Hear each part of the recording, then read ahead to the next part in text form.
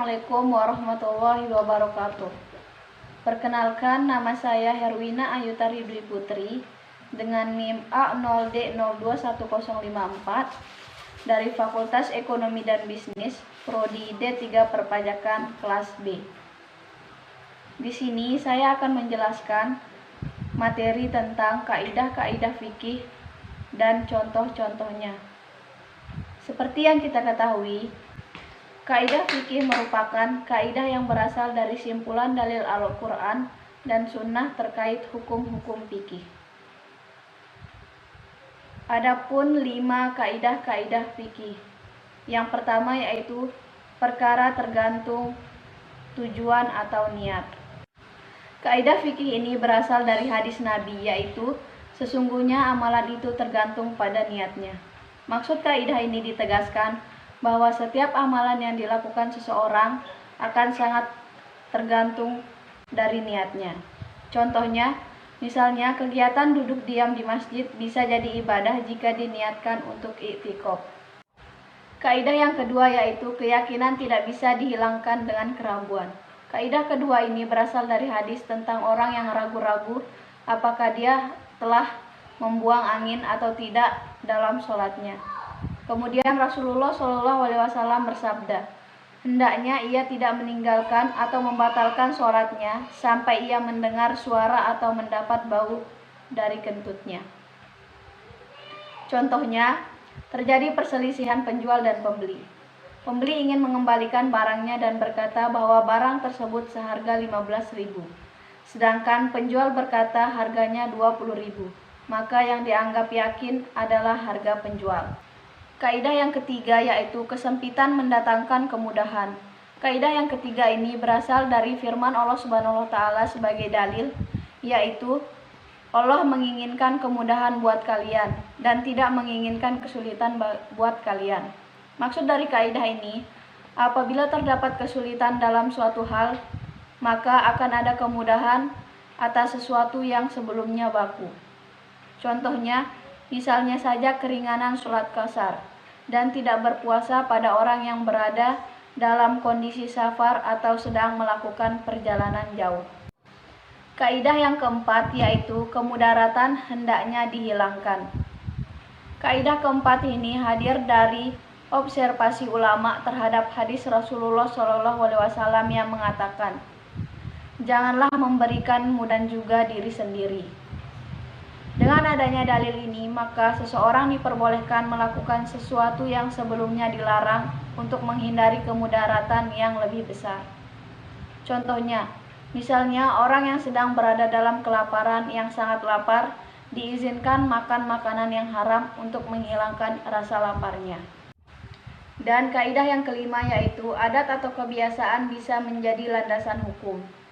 Kaidah fikih ini berasal dari hadis Nabi Muhammad SAW yang menyebutkan apa yang kaum muslimin anggap baik, maka di sisi Allah juga baik.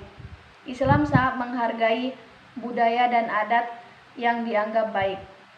Termasuk di dalam kaidah fikih ini adalah penetapan masa haid, besaran nafkah, kualitas bahan makanan untuk kafarat, dan akad jual beli. Contohnya, transaksi kurs mata uang atau SAR, penyelesaian transaksi tersebut diadministrasikan sampai 2 hari. Kemudian setelah transaksi, hal tersebut dibenarkan. Sekian dari saya, apabila ada kekurangan mohon dimaafkan. Materi selanjutnya dibacakan oleh teman saya yaitu Lalu Aan Fazrullah. Sekian, wassalamualaikum warahmatullahi wabarakatuh. Assalamualaikum warahmatullahi wabarakatuh. Nama saya Lalu Fazrullah Aan Saputra, kelas 1B dengan NIM A0D021073 akan menjawab pertanyaan nomor 2 yang berbunyi, sebutkan dan jelaskan maqasid syariah dan sebutkan 5 contoh implementasi atau penerapan maqasid syariah. Kata maqasid syariah memiliki arti tujuan atau target.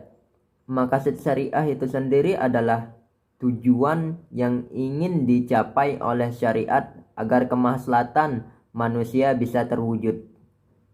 Secara umum, maqasid syariah memiliki tujuan untuk kebaikan atau kemaslahatan umat manusia. Tujuan ini sejalan dengan tujuan dari rukun Allah, yaitu kebaikan. Ada 5 bentuk maqasid syariah, yaitu yang pertama, maqasid syariah untuk melindungi agama. Merupakan hak memeluk dan meyakini seseorang boleh dan berhak memeluk agama yang diyakini secara bebas. Contoh implementasinya, penerapannya, penjagaannya adalah dengan melaksanakan salat dan zakat. Sedangkan dari segi pencegahannya dilakukan dengan jihad atau hukuman bagi orang-orang yang murtad. Yang kedua yaitu maqasid syariah untuk melindungi jiwa. Merupakan landasan dan alasan yang mengatakan bahwa seorang manusia tidak boleh disakiti, dilukai, apalagi dibunuh. Contoh penerapannya adalah dengan makan dan minum sesuai kaidah-kaidahnya. Sedangkan dari segi pencegahannya dilakukan dengan cara qiyas dan diet. Yang ketiga yaitu maqasid syariah untuk melindungi pikiran atau akal. Bentuk maqasid syariah untuk melindungi pikiran atau akal dalam hal ini, maka segala hal yang menyebabkan hilangnya akal menjadi tidak boleh atau dilarang, termasuk dilarang mengonsumsi narkoba atau minuman-minuman keras. Contoh penerapannya dalam bentuk penjagaan dilakukan dengan makan dan mencari makan. Sedangkan dalam bentuk pencegahan dilakukan dengan menegakkan hukum bagi pengkonsumsi narkoba. Keempat yaitu maqasid syariah untuk melindungi harta. Menjamin bahwa setiap orang berhak memiliki kekayaan harta benda dan merebutnya dari orang lain merupakan hal yang dilarang. Baik dalam bentuk pencurian, korupsi, dan lain sebagainya. Contoh penerapannya dalam hal ini yaitu dengan cara melaksanakan jual beli dan mencari rezeki yang halal. Sedangkan bentuk pencegahannya dilakukan dengan hukuman bagi orang yang pencuri, dengan hukuman potong tangan dan lain sebagainya. Yang kelima yaitu maqasid syariah untuk melindungi keturunan. Maka zina menjadi terlarang karena dapat memberikan dampak negatif baik secara biologis, psikologis, ekonomis, sosial, nasab, hukuman, waris, dan lain sebagainya. Contoh penerapannya adalah dilakukan dalam bentuk pernikahan, sedangkan bentuk pencegahannya dilakukan dengan menghukum bagi orang yang berzina dan yang menuduh orang lain berzina tanpa adanya bukti. Terima kasih. Assalamualaikum warahmatullahi wabarakatuh. Assalamualaikum warahmatullahi wabarakatuh. Perkenalkan, nama saya Lila Rahmatullah dengan NIM A0D021075 dari kelas B Perpajakan mata kuliah Pendidikan Agama Islam. Pada video kali ini saya akan menjelaskan 4 pertanyaan. Yang pertama, mengapa bisa muncul perbedaan-perbedaan dalam mazhab? Yang kedua, kelompok-kelompok yang termasuk dalam mazhab. Dan yang ketiga, kelompok yang benar dalam mazhab. Dan yang terakhir adalah bagaimana cara menyikapi perbedaan-perbedaan dalam mazhab. Mazhab adalah pokok pikiran atau dasar yang digunakan oleh imam mujtahid dalam memecahkan masalah atau mengistibankan hukum-hukum Islam. Sebab-sebab terjadinya perbedaan dalam mazhab: yang pertama, dikarenakan perbedaan persepsi dalam usul fikih serta interpretasi atau penafsiran. Yang kedua, perbedaan pemahaman atau pengertian. Kedua, karena perbedaan tentang lafaz nas. Yang ketiga, karena perbedaan masalah hadis. Dan yang terakhir, karena perbedaan penggunaan kaidah lughawiyyan nas. Kelompok yang termasuk dalam mazhab: yang pertama, kelompok mazhab fikih, mazhab syiah, mazhab akidah, mazhab hawaris, dan mazhab politik. Kelompok-kelompok yang benar dalam mazhab adalah kelompok fikih yang dibagi menjadi 4, yaitu mazhab Hanafi, mazhab Syafi'i, mazhab Maliki, dan mazhab Hambali. Karena cara menyikapi perbedaan dalam mazhab. Cara menyikapi perbedaan tersebut yakni masing-masing diri kita atau individu saling menghormati, menghargai, menyayangi satu sama lain. Ini dimaksudkan agar Islam tetap terjaga keindahannya dengan berbagai warna mazhab. Assalamualaikum warahmatullahi wabarakatuh.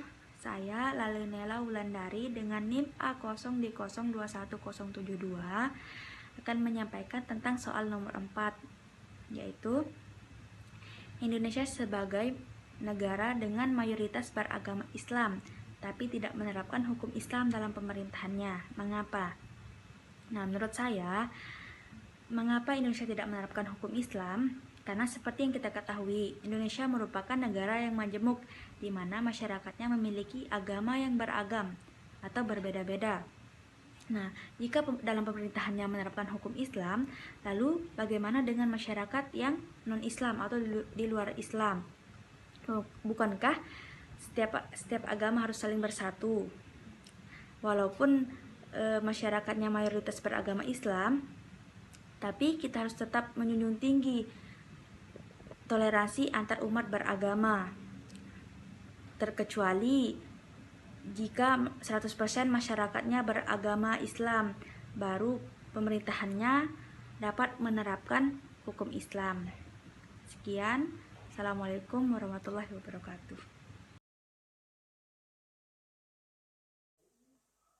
Assalamualaikum warahmatullahi wabarakatuh. Saya Nurul Amelia, IFAI dengan NIM A0D0211100 dari D3 Perpajakan kelas B. Di sini saya akan menjelaskan tentang apa yang membuat agama Islam tetap eksis dan bagaimana Islam menghadapi perubahan zaman dan tantangan modernisasi. Yang membuat agama Islam tetap eksis sampai sekarang karena adanya bahasa Arab dan Al-Quran. Cara Islam menghadapi perubahan zaman yaitu masyarakat Islam harus menghadapi modernisasi dengan berpikir terbuka, namun tetap menjaga diri agar tetap berada di dalam koridor halal haram, baik buruk, bermanfaat dan tidak bermanfaat. Untuk itu, setiap ada hal baru dari hasil modernisasi diperlukan pendapat para ulama tentang suatu hal tersebut. Di bidang teknologi, misalnya internet. Dengan menggunakan internet, orang bisa saja mencari informasi-informasi yang tidak baik, login ke akun sosial media sosial yang fake, terus melakukan hate comment, atau meneror orang yang tidak bersalah. Maka itu hukumnya haram. Jika kebanyakan internet digunakan untuk ini, maka tetap tidak bisa kita katakan bahwa internet hukumnya haram, bukan? Karena internet juga bisa digunakan untuk hal-hal yang positif, lalu dapatlah kita hukumnya. Bahwa internet itu hukumnya tergantung kepada kita, bagaimana kita menggunakannya, tidak serta-merta langsung memvonis haram. Pada intinya, dalam menghadapi modernisasi, umat Islam harus berpikir secara terbuka, namun tetap bersandar kepada syariat dan akidah Islam. Perkembangan teknologi tidak mungkin dihindari, bersifat defensif dan menolak hal-hal berbau modernisasi adalah konyol. Hukum Islam itu universal, yang penting adalah substansinya. Lalu substansi ini dibawa ke dalam segala aspek di berbagai kehidupan. Sekian dari saya, lebih dan kurangnya saya mohon maaf. Assalamualaikum warahmatullahi wabarakatuh.